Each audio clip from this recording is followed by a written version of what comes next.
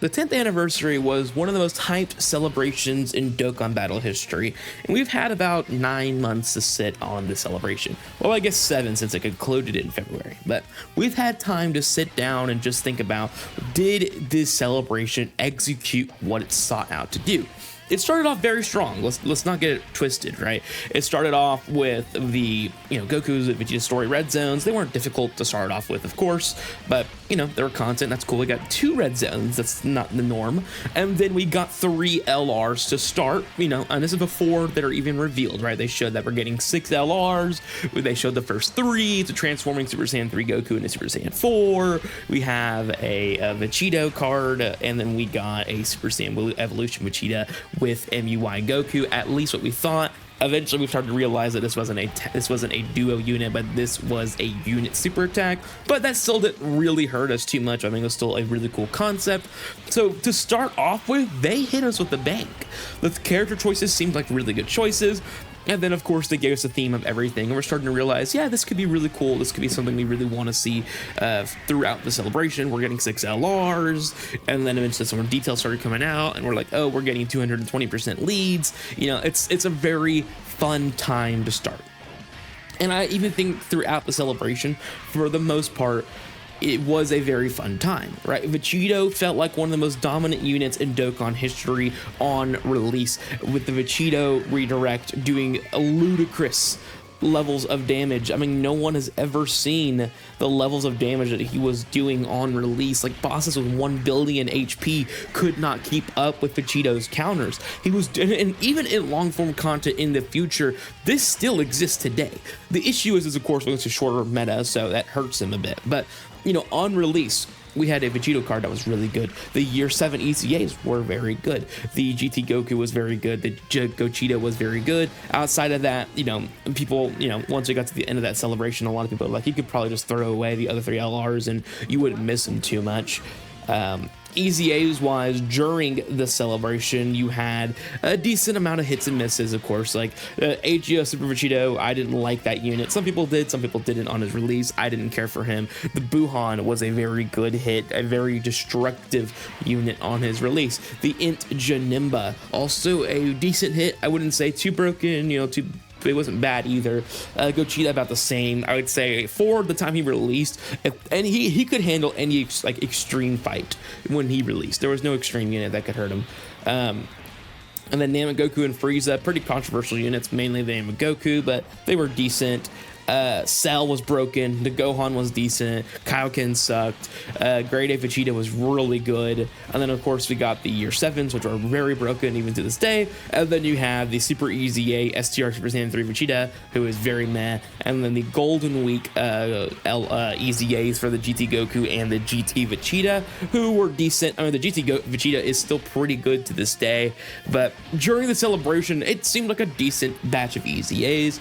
I think there weren't a ton of broken ones that you were hoping for in comparison to the 9th anniversary, which I felt like probably had a stronger batch, especially now that we look back at it overall. Now let's start breaking down into the reason why I think it underdelivered. I think we got a good recap, right? We got festival battles. Let's recap content, right? So we got festival battles, we got battle hard and formidable foes, we got Goku story, Vegeta story, and then we got I thought there was another event we got. I just can't think of it. It'll come to me later, but I think for the most part, though, the content was very diverse. You had the red zones, which were long content, right? Especially the final phases, like against Jiren and against the Blue Goku and Blue Vegeta. These fights were meant to, last a while, and so it helped units that needed to stack. For example, like this new Broly, he would fit perfect into the meta of longer content and benefiting from longer content, for sure.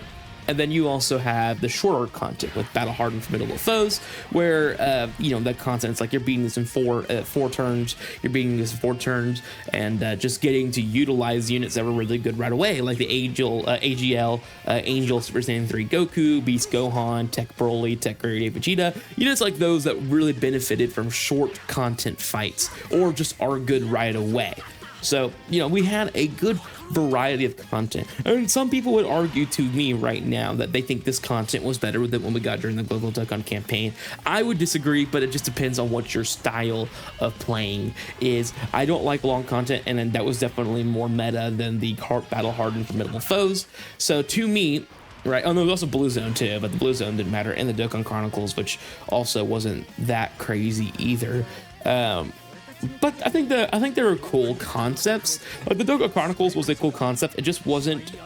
I don't know. There was just something to it that didn't hit the way that you would hope it to. Like, oh, use these units from year 1, use these units from year 2, and like people, like it felt cool at first, but not really. I don't know how to explain it. I think there was a better way of approaching something like that. But, anyways. You know, I think it was mostly long content, right? Festival battles and the red zones. So yes, short content existed with battle hardened and formidable foes, but the real hard content was festival battles and the red zones. But the reason why I think the Global Dokkan campaign did better is because it was more quality fights. Like, I think to me, the fights that we got during Anniversary were very boring. I guess we'll start there. I think those fights are very boring. They're very basic. There's no gimmicks. It's ooga booga, I'm strong, and then I lock and seal or whatever, right? Or really, the main gimmick of any of it actually was everyone had so much HP. Right, like everybody had 600k, 700k, a billion. Sorry, 700 mil, 600 mil, a billion HP. Right, like there was so much HP, and we didn't have the units to handle something like that back then. In fact, if you flip the metas, like let's just say like these fights came out, not the same stats, of course. I mean, you'd have to fit the stats with each one. So like, let's just say they took the Goku story, Vegito story, and the battle hard formidable foes, and then scaled them up, right, like to the difficulty we have now, and then go back and give us like the special battle fights, but for those units and stuff like that at a more reasonable scale. I think it would have been a better choice, in my opinion. Like, of course, it could have just toned down the HP for Anniversary and then increased the HP for Global Dokkan campaign. But the only reason why the HPs were so high during the Anniversary is because they knew Vegito would just delete any boss no matter the amount of HP. So I get that, but I think my thing more so is it just dragged it out so much. Like if you didn't use Vegito, you're going to be there for the next 20 turns trying to clear that event, and it just is not fun like that. I don't mind a boss with tons of HP, but it should only be one phase, and I think that Blue Goku fight's a great example of that.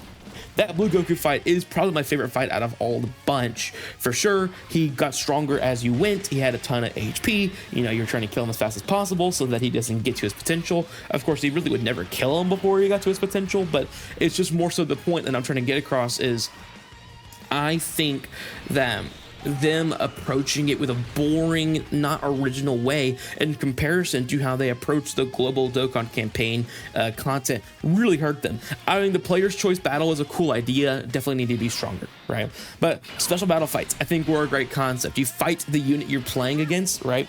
Like, you fought Gogeta. You fought, you fought Gogeta, you fought Omega, you fought the Blues, you fought Rose, right? Like, if they did that for the part 1, that'd been really cool. You fought Goku, then you fought Vegeta, and then you fought Vegito, right? Something of that sort. And I know that kind of existed a little bit, but I don't know. I just felt like if they did something like that, it would be cool, because you'd be like, oh crap, this Vegito gets stronger every time I hit him, and then he's gonna do this massive attack at the end, and it's really scary. Because if they design the kits exactly how they design the units, it's cool, right? Like, I know they didn't necessarily do that, but it's just, I don't know. There's something too I like about special battles is that you're getting equipped by facing the unit that you're supposed to be buffing, right? And these bosses were unique. They were not like easy walkthrough fights. You actually had to fight for those equips. I think it's a really cool thing they did in comparison to like Anniversary Battle, right? Like that just doesn't hit as much as Special Battle did. And again, there's just a lot of unique things that Global Dokkan campaign had, though, right? You have the infinite Zamasu fight, right? Easy, easy, easy, and in the end you have to use a Zeno button, but you actually get a title for no iteming the infinite Zamasu fight. Like, that's really cool. I think that's a really cool concept, and it's something like not many people are going to care about, but for the people who care about titles and stuff, people are going to go after that and try to chase that, right? They also had the Awakening Medal campaign, where you can go through every single Dokkan event, clear it with the certain conditions, and then get a crap ton of Awakening Medals battles for you to use throughout the rest of your time playing this game. I hope they do that every year. Refresh that every year, please. That would be awesome. And then they also had just tons of content over and over. And again, don't get me wrong, I know there was dry periods during the Global Dokkan campaign, and same thing for Anniversary. They both existed, but it just felt like the quality of content was just so much higher. I actually enjoyed going back to special battles. And it's weird for you to say, but it's just because, first of all, I enjoy short meta so much more. Like, if you ask me what content am I playing during after Anniversary was done, right, and we were done, I was playing Battle Hardened for Middle Foes. I was playing Battle Hardened for Middle Foes over Red Zones and that. Now, I did play the Blue Goku fight a ton. I did play that one a ton, and that one is long, but for me, it's like, it's one phase, so I think I can deal with it. But it did take like 30 minutes to clear. But I'm trying to test units out. I don't want to be sitting here for 30 minutes trying to do that. And you know, that's to each their own. So people would want it to take 30 minutes to beat an event. I get that, and I understand that, right? Like, I do want my content to take longer, but also I'd rather it be challenging and short than easy and long. Now, challenging and long is cool too, but I think that most of the time, and I think maybe the devs think this as well, is since the content's already taking so long, we're probably not going to make it that hard, minus festival battles again. But they literally said this is like one of our hardest events we've ever created, and I wouldn't even say it's the hardest event they ever created. I just think it's the most annoying event they've ever created, because it's not hard to beat it if you bring the proper units. It's just, you could mess up a stack, you can get the wrong situation, you give a whole rotation of strike-based supers against Kid Buu, right, or something of that sort, and then you could lose a run early, you could lose a run because they hit the wrong person, whatever, right? Like, it's just, I don't think Vessel Battles is hard, I just think it's really annoying. The fact that they're adding missions to it makes it even worse, but it exists. It's relevant right now, so you have to you know, bring that up during conversations and stuff. But I just think that, and I do think Vessel Battles is a cool concept. I just don't like charge counts. I think charge counts is what completely destroyed it for me. Stacking Simulator is cool, but not when it's restricted. But I do think that otherwise, I just didn't love a lot of the content. I didn't think it was quality compared to, again, Special Battle. The clone fight, for example, I think is a great concept of something unique, right? And the clones, you got the grinding for Rose, something of both of those sorts, right? I think those were so unique for content-wise because it's like, oh, find the Gogeta and you win, right? Or something like that. You hit the wrong one, you'll get massacred. But the funny thing is now is people are using the Gogeta clone fight as a showcase fight for units like Redirect Vegito and Redirect Beast Gohan. Any unit that gains stats from getting hit from Redirect. A lot of people are using that fight to see how crazy the stats can be. And Frieza can get up to 1 billion attack stat. Like, it's just fun to see, and it's cool that it exists, right? And then it's also, you know, it's just a challenging fight in general. It's a gimmick fight. It's cool. Like, oh, can you find the Gogeta? I think it's a cool concept, right? And I just wish they did that more for the Anniversary. Now let's move on to the EZAs. I think EZAs wise, we definitely could have gotten higher quality EZAs. Because back then, here's the thing I want us to understand, right? And I'm not saying this like, oh, you're saying the EZAs we got during Anniversary wasn't good. Like, during the time they were great. Yes, during the time they were great, but if they already knew, like, they tell us that they have this stuff way in advance. They knew what was coming for the Global Dokkan campaign. They knew content was going to get drastically harder than what we had back then, right? Kaioken Goku, for example, if they made him they just gave him guard or something, like, he would be a crazy unit for special battles because all you would need is orbs, right? And I get it, maybe just change it from STR key spheres to normal key spheres and then change that and then add guard to him and he would be cracked. But they held back, and I don't know why, because here's the thing. If these units felt too cracked during Anniversary, for example, Buhan and Tech Cell, they wouldn't feel that strong during the Global Dokkan campaign, which if you use Cell and Buhan during these new events, they do not feel as strong at all. It's like, to me, they should have designed units with the end in mind. Now, there's certain units like Namagoku and Full Power Frieza, I understand maybe they didn't need to do that because they were more so meant for longer content or medium-sized content. That's fine. Like, not every unit needed to be tuned to the Global Dokkan campaign, but units that were meant to be good turn one, Tech Grade Vegeta and Kaioken Goku, stuff like that, should have been stronger right away, in my opinion. Like they should have been global Dokkan campaign ready, or at least runnable in global Dokkan campaign in a certain ideal situation. Like I'm sure you can run Tech Grade A Vegeta if you ran him next to the AGL Super Saiyan 4 Goku, but like you're not running STR Kaioken Goku at all. And there's like he wasn't even good during the meta he released in. Like it didn't. That's not going to change because of the global Dokkan campaign content. It just baffles me that we look back in the content before the global Dokkan campaign, and we got units that were like, yeah, they're kind of good for the red zone, so they're decent for the Jiren fight. Oh, they're decent for the Blue Goku fight, right? Decent. We're not even talking about like dominating these fights, and then they release an insane power creep like this, and now units like Hit and AGL Kid Goku can struggle mightily, and they were one of our more broken units we got during that time. Now Tao still shines pretty well, which is good. I'm glad Tao looks pretty good right now, but you know, Tao is a very strong unit, but he came out literally right before the global Dokkan campaign, and I imagine they tuned him to do that, right? Like they tuned him to be more so actually good for the global Dokkan campaign rather than like the Blue Goku fight, which he does dominate, by the way.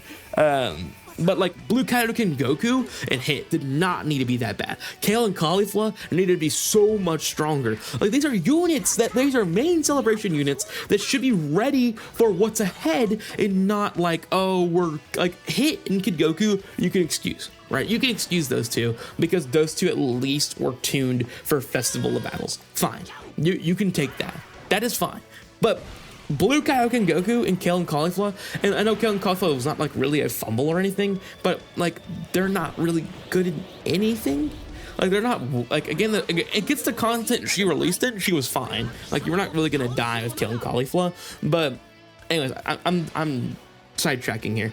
The more so the point I'm trying to get across is we during anniversary got Vegito and Gogeta and all of these units, and we thought Vegito, Gogeta, and really most of Vegito would be really hard to age. Like how are they going to stop one of the most dominant units in Dokkan history? And the answer was go to short content, right? And I already expected short content to be a way to sweat out Vegito, of course. Like I definitely brought that up during a video like 2 or 3 months ago. Like Vegito, the only way they can age him out is if they make content that is strong enough shortly to handle Vegito. And by the way, I made both points, right? I brought up the point that if they're going to age Vegito out, it's going to be short content, but if they do that, then Beast Gohan gets the spotlight. But the only way they can take Beast Gohan out of the spotlight is make the bosses so strong that they killed Beast Gohan and Vegeta. And they did that. They definitely did that. And that caused a gigantic power creep, which is also what I said during the video. I said, if they do that, if they create bosses that kill both Beast and Vegito in short content, these bosses are going to power creep literally every single person we have. And that's correct. Like there's hardly any units we have that are from before the pre-global Dokkan campaign that can handle the content we're in right now. And it's a scary thought that I guess they were really trying to find a way to get rid of Beast and Vegito. I guess, I don't really know, but they did it, right? And it caused all the units otherwise to go with it too. But I just think that EZAs could have been so much stronger if they knew the power creep that was coming. And the same thing with the anniversary units, right? I mean, we got 6 LRs, 3 of them were already not quality during the anniversary. And then Vegito aged out by the global Dokkan campaign. And I wouldn't say even aged out, but it's just like he's hanging on to the top 10 or he's out of the top 10. And GT Goku is hanging on the top 10 or out of the top 10. It just depends on who you're asking. But if you're going to use Truth as your main source, then all the anniversary units are out of the top 10.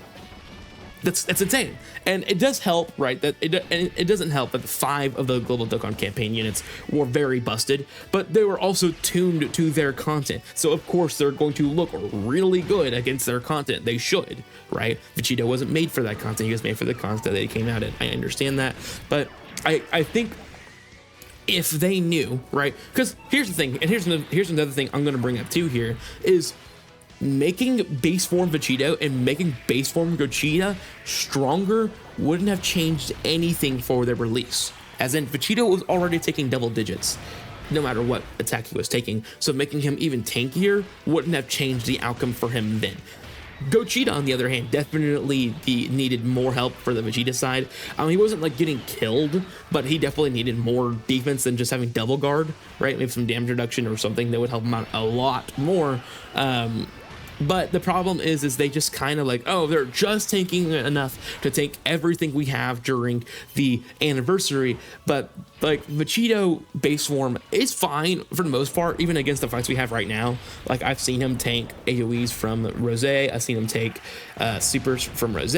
So it's not like the base form of Vegito is a complete lost cause, but it's just more so like he can take damage, he can get locked out of position. Vegito's taking crit damage from Kaba if you don't intentionally have a team that goes slow, right? Now, the beauty is, of course, if you can take time and gain stacks of the unit, they can look impressive, but I'm just concerned because if they're already out of the top 10, and then they bring out, let's just say they go back to long form content for the 11th anniversary, which is very possible. Let's just say they do that. Is Vegito gonna come back? I don't know, because I don't know how difficult these bosses are gonna be in the future, especially when you consider the fact that the bomb duos are getting their EZAs, so the bosses are gonna need 2 to 3 billion HP to even handle an EZA level damage spirit bomb. So I do wonder what that's gonna look like, of course, but I do think Vegito could have a resurgence, but for an anniversary that was hyped up for so long, decided to underdeliver in unit quality, as in none of the units are good after halfway through the year. For an anniversary you hyped up ridiculously, right? Like these units couldn't even last a whole year, and that to me, as long as Vegito, literally him, just lasted until the 11th anniversary, I think we could have been okay. But he couldn't, GT Goku couldn't, Gogeta was long gone, and then we don't even talk about the other three. That's a problem. Like, this is not a normal anniversary. This is your core 10th year anniversary, and all of your units are not usable. Even the EZAs, like the only EZAs you're using are the gods and the fours. Like, you could run GT Vegeta, sure. You can run Great Vegeta, sure. But they're not ideal right now. They can get caught fairly easily right now, right? To me, I think this is a huge problem with the 10th anniversary, and maybe it's because of the free stone. And that's something I'm going to bring up here that many people are probably not going to talk about. Is I wonder, is the free stone the reason why they held back on some of these units? Knowing they were going to give one for free, they tuned them back a little bit. Right at the time, it didn't seem like it, but like now that we're so far removed from the anniversary, did they intentionally give us a free unit but lower the quality of, or aging wise, of the kit, so that they can give it away for free and seem cool then, but it won't hurt them in the long run, and they're going to encourage you to summon for the new Global Dokkan campaign units, you know, because all your anniversary units are no longer usable. Very possible. Very possible. They also gave us 6 units that, in 3 of them had lots of super attack issues. Or I would say 3 of them, but really 1 of them had a super attack issue, but a lot of them didn't even have a 12 key and an 18 key. So lots of reused animations. Quality was definitely dipping in terms of the animation department. That's just my issue with the majority of the year, honestly. If it's a tag unit, they have too many animations for them to animate, so they go the lazy route on most of them, and I understand that, right? I understand at the tag unit, you have a bare minimum of 7 animations, 2 actives, 4 supers, and a meetup. Right? You have at bare minimum that much. Now, if you do a TUR tag unit, you have 1, 2, 3, you have 5, right?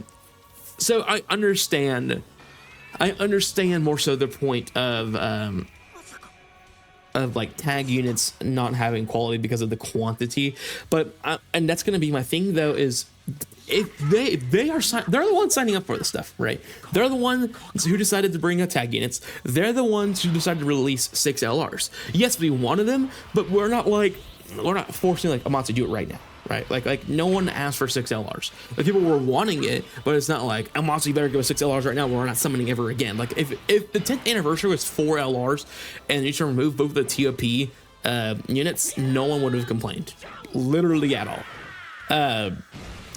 But that's just my thing though, is animation quality is going down because They're creating units that are requiring too many animations, and then the quality of the LRs that we got during the anniversary was low because they gave us too many units that did not need to be there, and it hurt overall unit quality. The global Dokkan campaign is an example of what the 10th anniversary should look like. 5 units that are incredibly dominant, all have their own niche sets, they have their own teams, they are heavily supported on all of their own teams. Blues have the best arsenal of the high tier units in the game. GT Heroes is a very high damage producing team that can struggle at times, but there's a lot of support flowing through that team. Same thing with GT Bosses, tons of support flowing through the team. And after Tanabata, you even have the Golden Freezes on his team now. He's one of the best extreme class team you can run.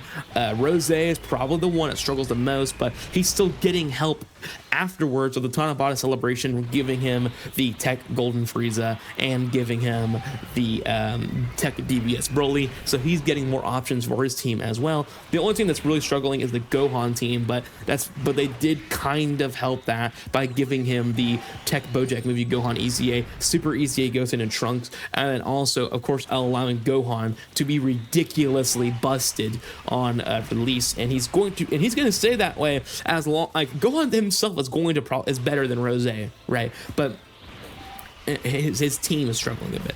But once his team gets rolling, I mean, he's going to move up there as well. So it just shows you a comparison. You have 5 LRs who are going to last until the 11th anniversary. I don't know what that looks like after, but then you got Vegito, Gogeta, the Evo, Go Frieza, and Gohan, who just didn't have a single chance. They lasted the first 6 months of the game, but there's not a ton of power creep that came out from then and now, and they couldn't survive the first wave of power creep. It just shows you that it wasn't really well designed units after all, or they made power creep too ridiculous, which they also didn't have to do. But I don't know, what do you guys think? I want to let you know, I want to hear what you guys think in the comments below. I think that overall the 10th anniversary wasn't a bad celebration. I just think they didn't need to hold back as much on units and EZAs if they knew the Global Dokkan campaign was coming, right? I know that every unit was going to have their kits catered to that. That's fine. But the anniversary units especially should have had either the main celebration units have insanely strong base forms to handle short content, or B, have had a mix of units that were meant for long and for short. So like, for example, Go Frieza, instead of making it your Frieza for one turn, they should have let you to exchange turn 1, and Goku would be able to tank 12 mil supers. That's a unit that would have been high quality, very simple to execute. Evolution Blue Vegeta is another example of a unit. Maybe he has literally, Evo would have been great if he had 2 things in the content we have right now.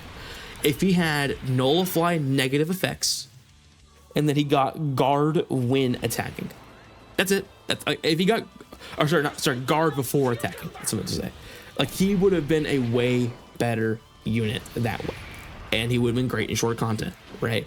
Gohan, same thing. He just needed higher. When his intro goes away with those attacks, he should have 60% or 40% damage reduction or 60% damage reduction on his intro, and then that goes away, and then he's But at least during the first 4 turns, he's doing 7 supers. He has 80% damage reduction in guard, and he would have been an insane unit for the Global Dokkan campaign units, but he wouldn't feel that strong during the anniversary. Stuff like that would have gave us so much more value out of the units we have right now from that anniversary. But anyways, let me know what you guys think in the comments below. I yapped for a very long time on this video. I apologize, but I just wanted to get all of my ideas out there for you guys to understand that I think the celebration deserved so much more, and it could have been so much more, but I think they held back too much, and they gave us, and they ended up giving us a pretty sour taste of what this anniversary should have been.